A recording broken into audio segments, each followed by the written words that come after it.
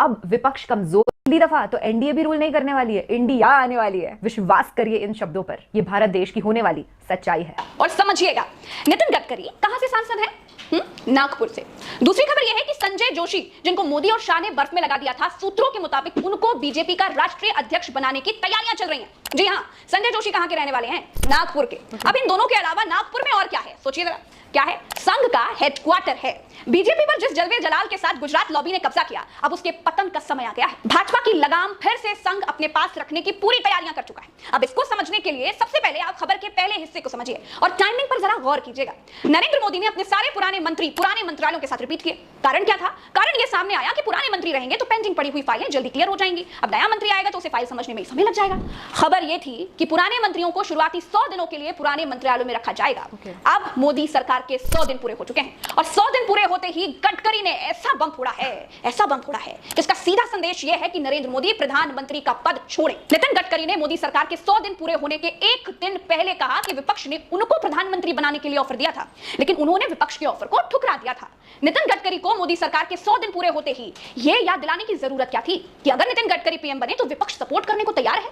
दोस्तों, ये सीधे तौर पर नरेंद्र मोदी को चेतावनी है कि आपकी सत्ता का समय अब समाप्त हो चुका है। 100 दिन पूरे हो चुके हैं, अब आपके वानप्रस्थ का समय आ चुका है। दूसरी तरफ आप देखिए दोस्तों, तो चलाचली की जो बेला है उसकी आहट गुजरात लॉबी को भी है। जी हाँ, और इसी बीच अजीत डोभाल पहुंच जाते हैं रूस, पुतिन के सामने बैठते हैं और पुतिन के दुश्मन यूक्रेन के प्रधानमंत्री से मोदी आखिर क्यों मिले थे इसकी सफाई देते हैं।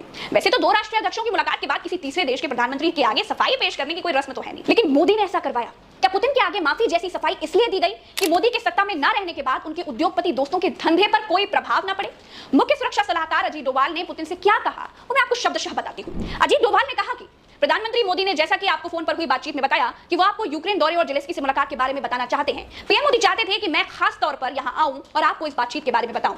डोभाल ने कहा, बातचीत बंद दरवाजों के भीतर हुई, सिर्फ दोनों नेता थे, उनके साथ 2 लोग थे, मैं भी वहां पर पीएम के साथ था, उस बातचीत का साक्षी मैं भी रहा। दोस्तों, कहानी की तीसरी तस्वीर देखिए। बीजेपी आज की तारीख में अध्यक्ष विहीन है। आज की तारीख में बीजेपी का अध्यक्ष कोई नहीं है। ऐसा कभी नहीं हुआ कि इतने लंबे समय तक बीजेपी अध्यक्ष विहीन रही हो, बीजेपी के अध्यक्ष का पद खाली पड़ा रहा हो। बीजेपी के भीतर अध्यक्ष पद को लेकर के भी लड़ाई चल रही है।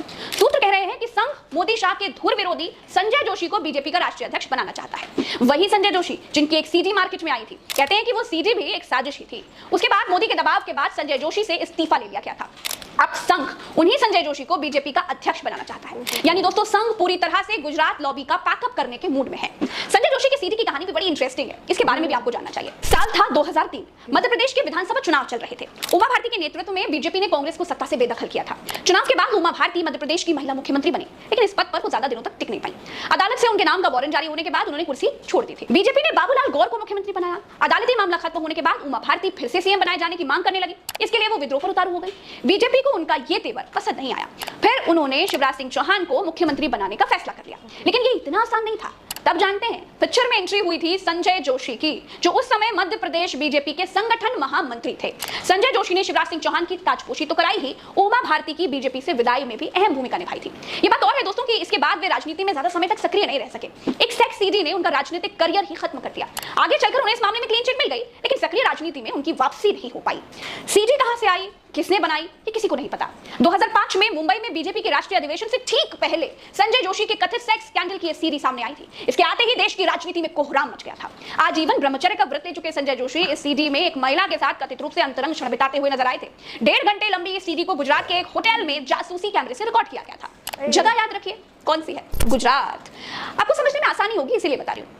खैर, कहा जाता है कि इसे गुजरात से एक कुरियर कंपनी के जरिए पूरे देश में भेजा गया था।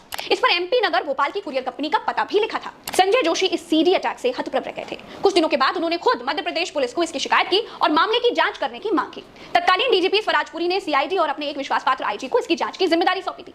आईजी को साइबर क्राइम के मामलों का एक्सपर्ट माना जाता था। केवल 20 दिनों के अंदर ही इस मामले की जांच पूरी हो गई और सीआईडी ने संजय जोशी को क्लीन चिट दे दी। जांच रिपोर्ट में कहा गया था कि जोशी ने जो सीडी पुलिस को दी थी उसके साथ छेड़छाड़ किया गया था। तो कुल मिलाकर दोस्तों, संजय जोशी का कद गुजरात में बढ़ता देख उनको ठिकाने लगाया गया था।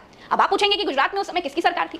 गुजरात में किन दो नेताओं को संजय जोशी की बढ़ते कद से दिक्कत थी? तो उसके लिए ना आपको गूगल कर लेना चाहिए। इस कहानी में जाऊंगी तो कहानी बहुत लंबी हो जाएगी। दोस्तों, मोदी शाह ने बीजेपी को ऐसे मोड़ पर लाकर खड़ा कर दिया है जहां पर खुद मोदी के ऊपर भी सत्ता छोड़ने का बेतरखाने दबाव है, जहां बीजेपी में भयानक सिर फुटबॉल चल रहा है।